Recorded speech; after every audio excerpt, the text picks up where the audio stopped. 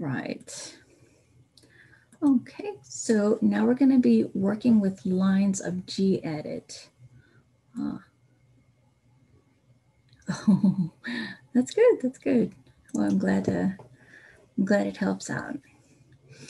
Okay, so working with lines of text in Gedit.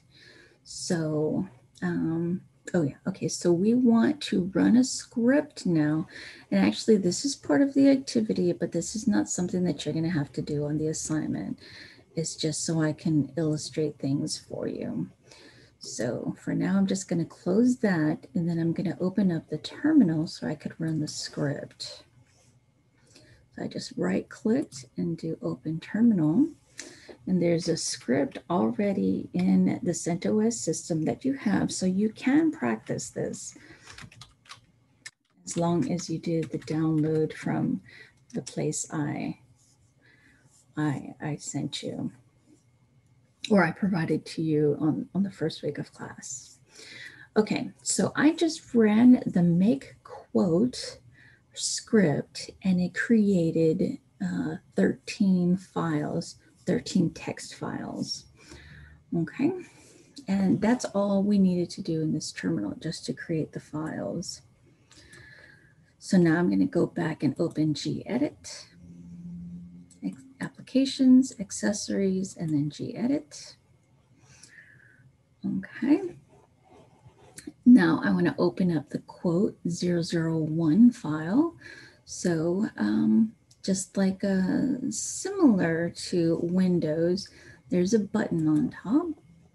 And here are your recent files that you've worked with, but it's not in here. So I'm going to do Other Documents, and then navigate where it is. And well, the script that I run, that make quote script, it actually had the files created in these folders here: MNT, SDB1, user1, and then quote.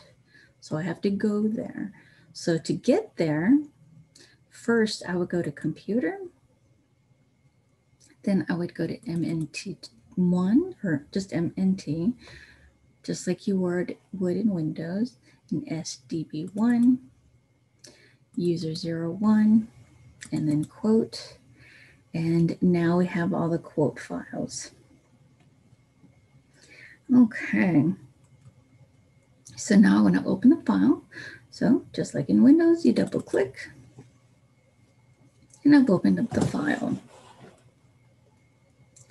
Okay. One thing that I know that not everybody does is when you want to replace something, lots of times people will highlight it, and that's great, and then delete it. And yes, you can delete it that way, but that's one extra click you don't have to do, or one extra button you don't have to do. Or even if somebody were to do the right click and cut, you don't have to do that. If it's highlighted, you can just start typing and it'll replace what's there. That helps so many times when you're filling out forms. It'll give you a description of what you need to type, so you don't have to press delete. You can just start typing if it's highlighted, and it'll replace it.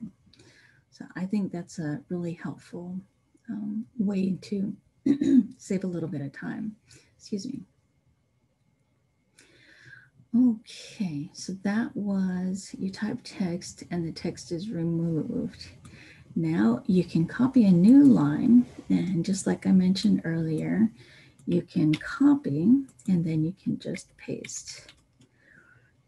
With the copy is Control-C, and then you can press Enter and then Control-V. Also notice that I did a double click here, so I copied that whole line without having to click and drag.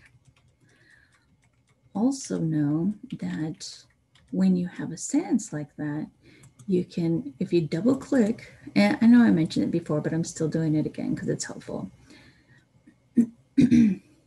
Yes, every click counts. Very, very important. Yeah, because just like if you double click, you do only one word, but if you triple click, you do the whole sentence without having to grab your, click, drag, and go to the beginning. And sometimes people even find it hard to, start from the very beginning or at a certain place. Also, one thing I like to do, which is not really part of the assignment, is when you highlight a word, you can actually drag that highlighted word somewhere else. So you don't actually need to highlight it, delete it, and then type it again, or highlight, right-click, copy, right-click, paste. I really like to do that. Double-click, and then just drag it where you want it to go. I love doing that. Okay. Yes, the drag is for Windows too. Yeah, I love it. Okay, cool, okay. Yeah, it saves time. All right, okay, so open another file. So we have file. Okay, so let's go ahead and open up another file. And what I want to illustrate is that, remember, I copied something from here and I go to another file and then I paste.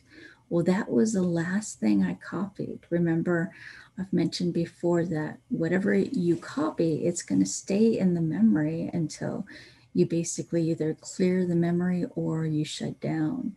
So that stayed in the memory. That was the last thing I copied.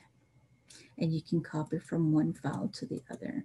That was part of the activity to show that you can do that.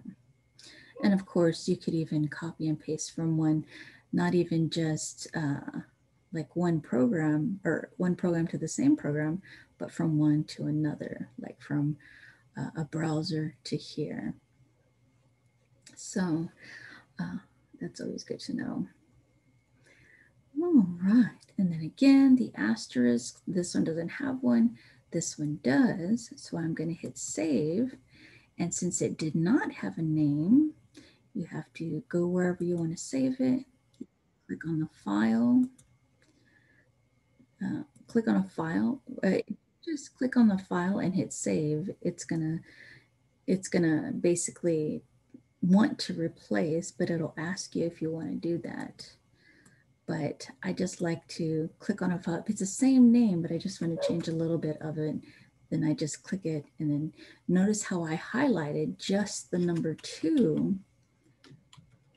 So I could just, I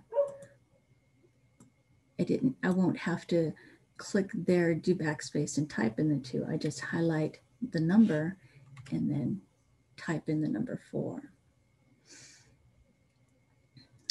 Okay, so now we're saving it. We're saving it in downloads. We go ahead and hit save. And now we don't have the asterisk because it's saved now. Okay, another thing that's cool is save all. And I believe that is not in many different programs. You just do the menu button. Again, it's just the one with the 3 lines next to save, and then do save all. So if both of these files, well, actually, let me go ahead and do that. I'm going to edit this one and edit that one. So they both need to be saved. You could just do the menu and then save all. Yay, they're both saved. Another thing you can do is close all. So instead of closing them one at a time, you could just click on the menu button and then do close all. Yay. Love to save time. Good, good.